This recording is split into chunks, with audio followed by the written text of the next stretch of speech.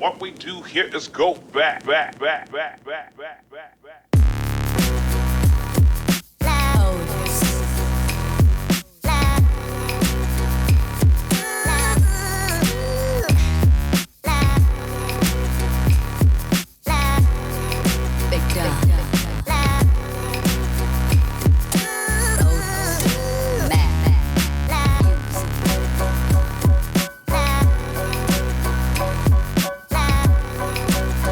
Joining us and welcome to Gridiron Glory episode 21. I'm Alexander Cook, and let's start by giving you a belated recap of Army Navy.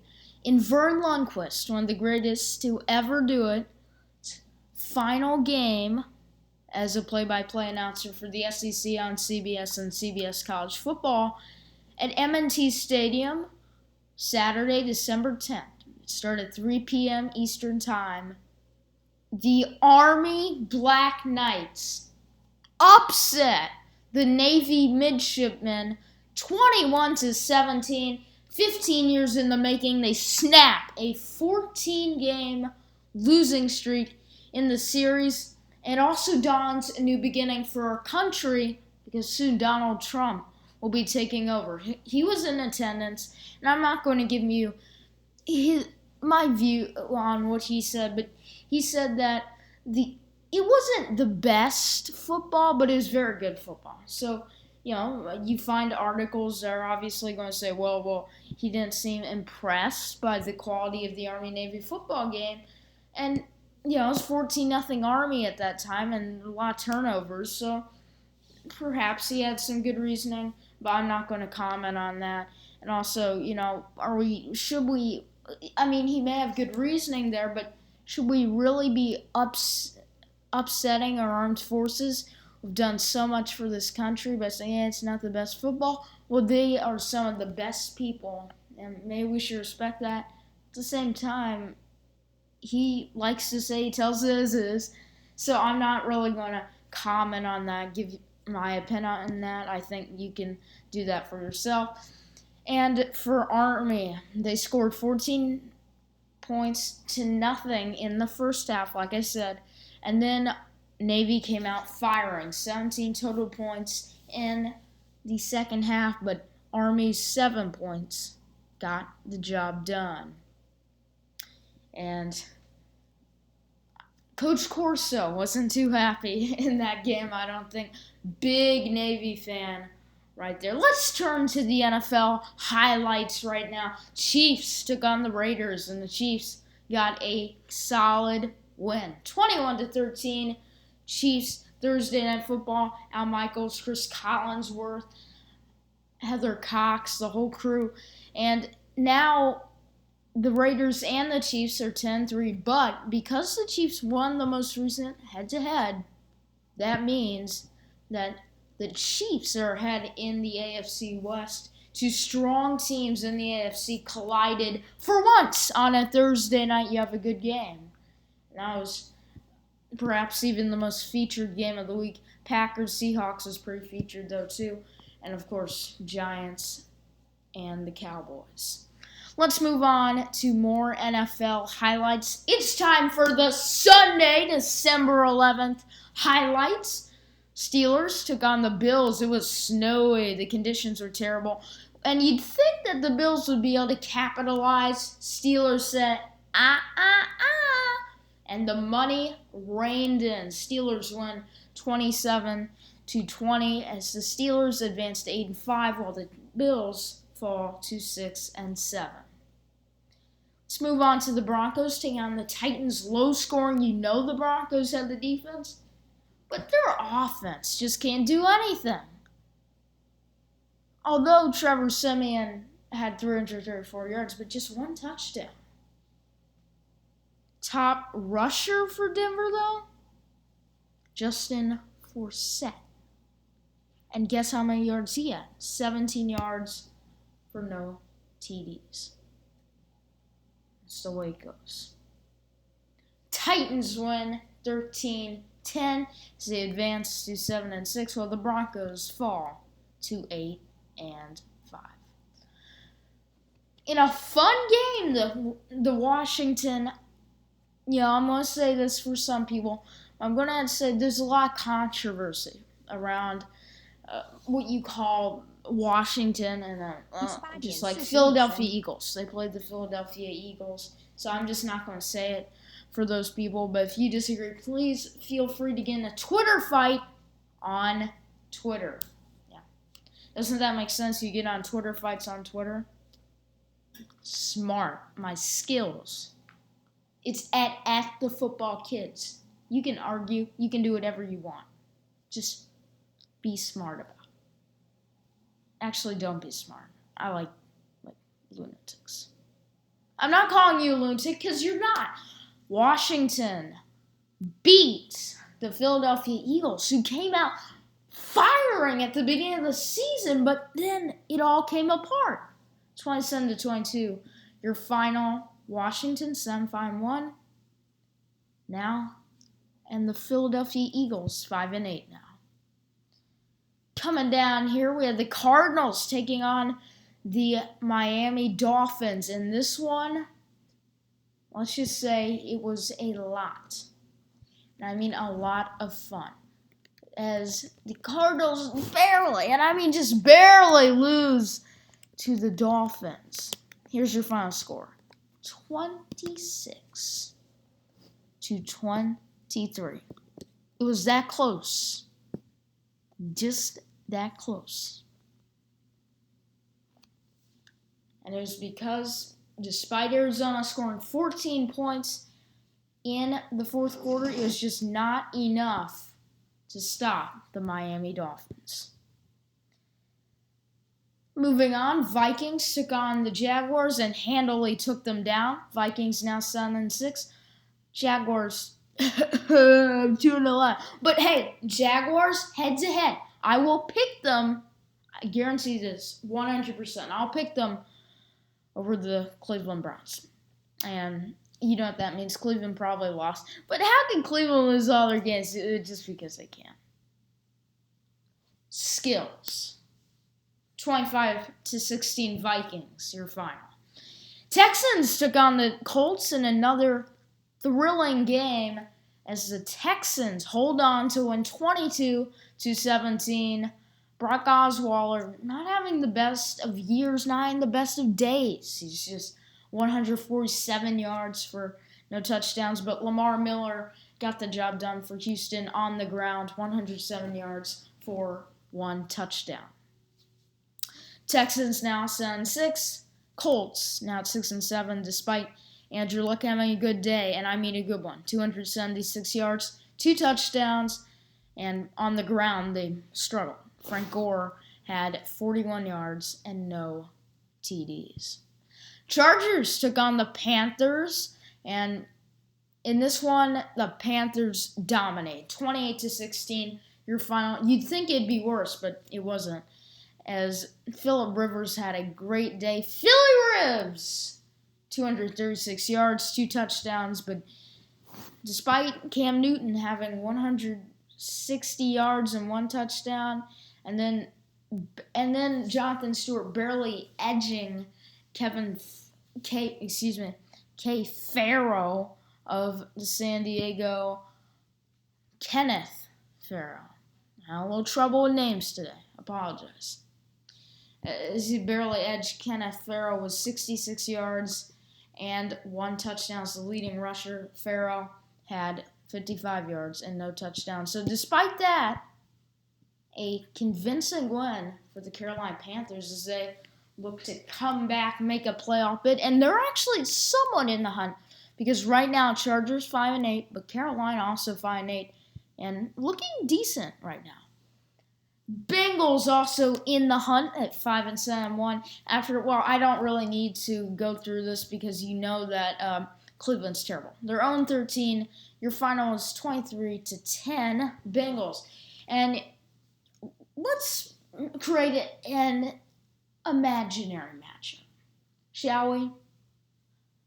We have the Browns and the Bama Crimson Tide. Give me Bama all the way.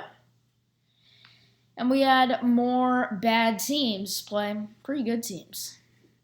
As Detroit defeats the Chicago Bears 20-17.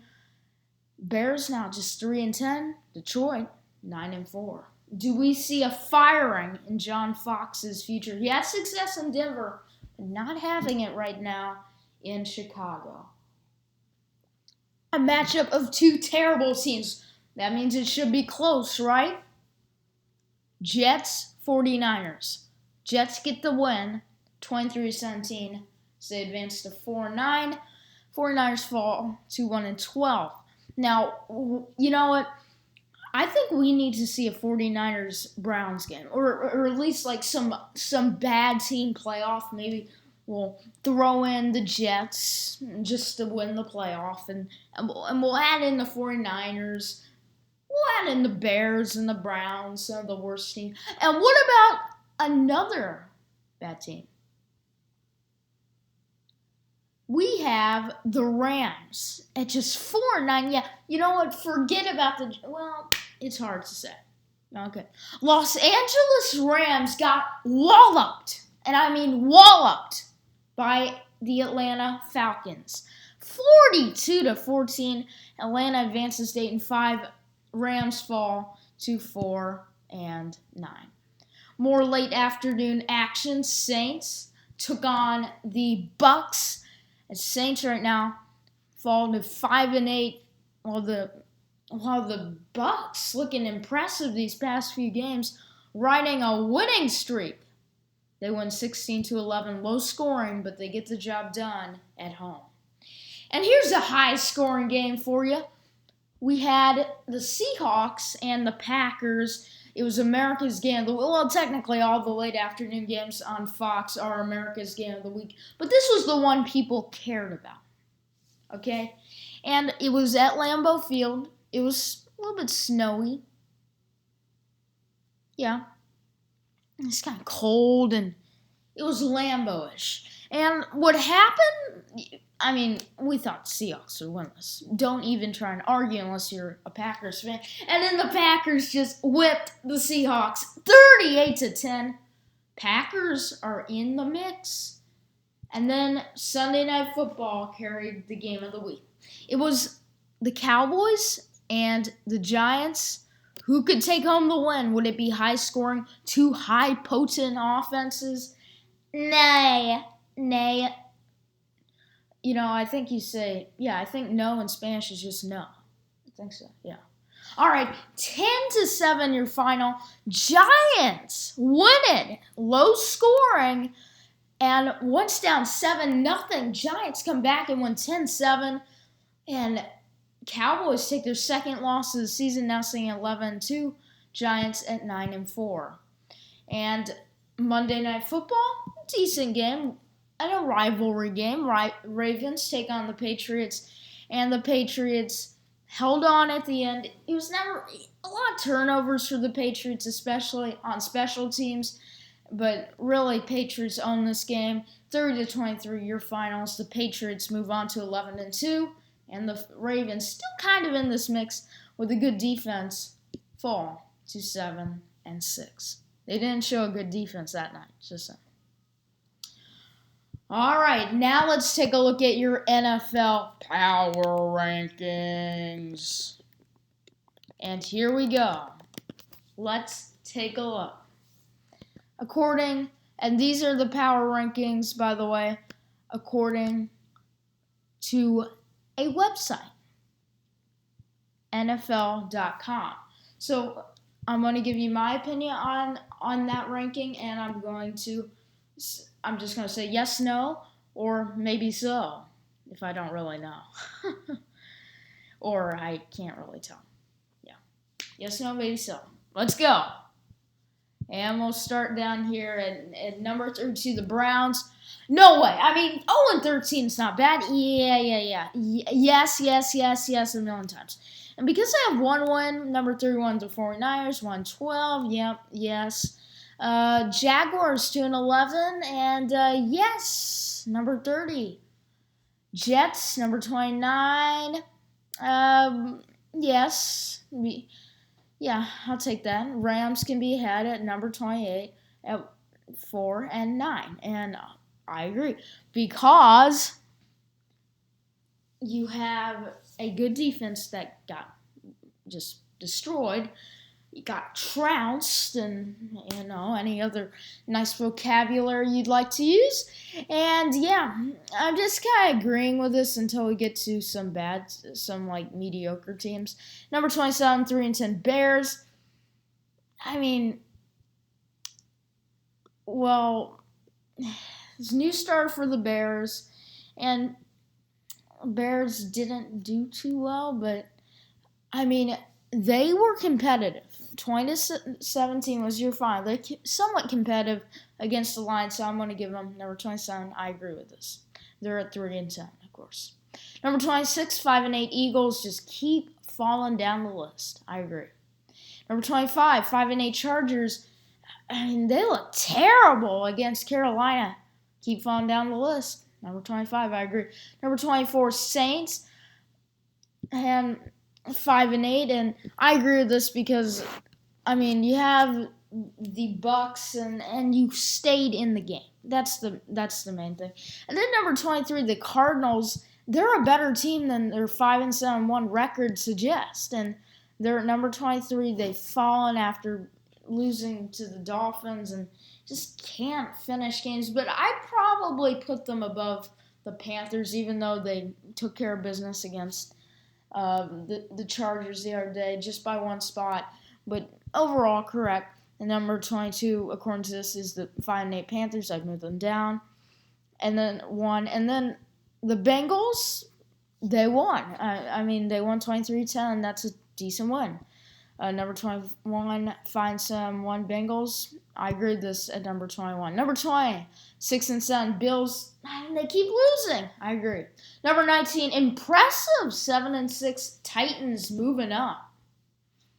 Number 18, the Colts.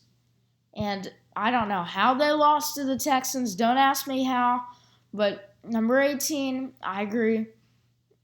Actually, I mean, I basically agree, but I would actually move the Titans above them because a solid win against Denver for Titans. So I'd put, instead of Colts at number 18 and Titans at number 19, I'd put the Colts at number 19 and the Titans at number 18. Vikings right now at number 17. I mean, it was not the most impressive team they played. It was not the most impressive blowout. But here's what I'll say. They won against a terrible Jacksonville team. So, they're fine at number 17. Number 16, Texans, they move up big time, and that's because they won. Good win against the Colts. I agree with the spot. Number 15, 8-5 Dolphins get a win against the Cardinals. That's good enough for me. I like number 15. Ravens go down, and I mean, they just are a mediocre team. That's what they are. They lose not that badly, the Patriots, but still, number 14, I think, is a decent spot because all the teams above them won. Number 13, the 8-5 Buccaneers. Bucks won, however impressive the Saints are. But they did hold their offense, so I commend them. I applaud them for that. Number 12, 7-6 Packers. And I agree with the spot because, I mean, they were pretty impressive against the Seahawks. They won 38-10. Now, the Falcons, here's where things get a little bit tricky for me. Do you put the Falcons behind the Packers? And here's why I say no. Falcons can be at number 11. Falcons, have one more win than Packers. So that's a huge portion. But just the Falcons, they've lost so many close games, and they really deserve to be higher. I mean, you look at the close games they've lost. I mean, just look at it. I mean, you barely lose 29-28 against the Chiefs, and then you win just barely. Then you barely lose to the Chargers, 33-30. They won the head-to-head. Then they barely lose to the Seahawks, 26-24. They barely lose to Broncos, 23-16. They won that game. But so many close losses. I think a quality team in the Falcons. Good spot, number 11. Number 10, you have Washington. And Washington, I think they got the job done. Not the most impressive Eagles team, but a bad Eagles team. But they got the job done. That's why they're at number 10. A decent team in the Reds. I can't believe I said that. In Washington. Number 9, 8-5 Broncos, and yeah, they're going down.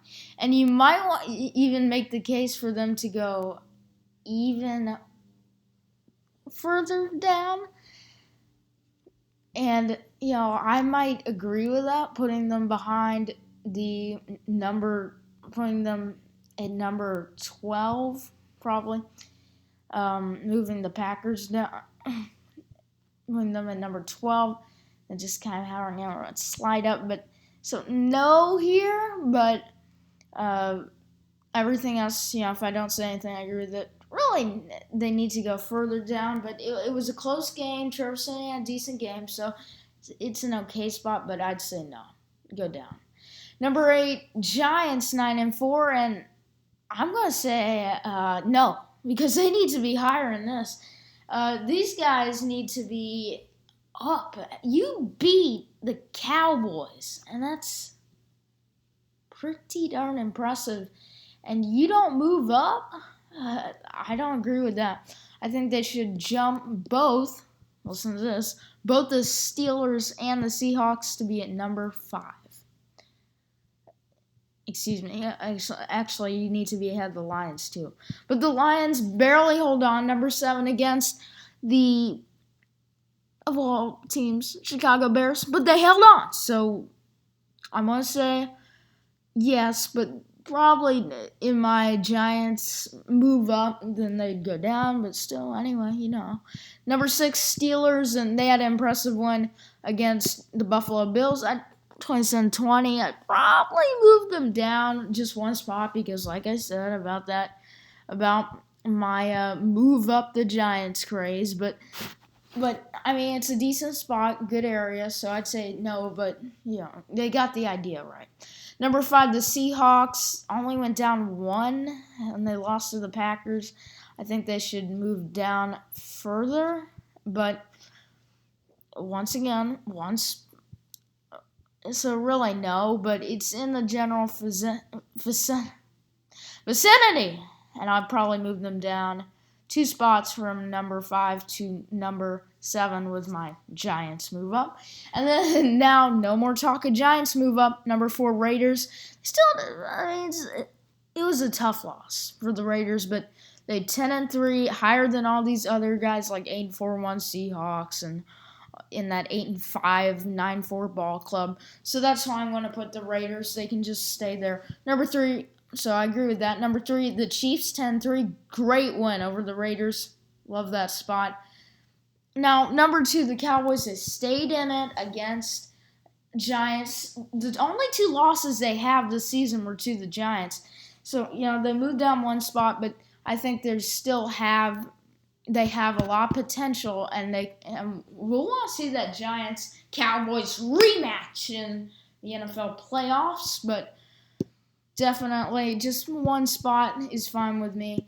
So, yes, there. And then, of course, yes. Number 1, Patriots get the win over the Ravens, definitely a number 1 spot. So, for the most part, I agree, but more credit should be given to the Giants, in my opinion.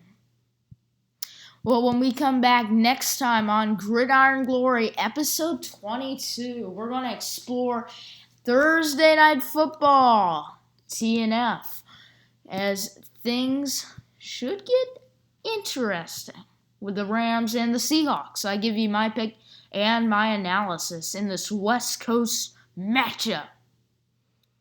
And there's more. I preview the first lineup of bowl games, and you'll want to be a part of it.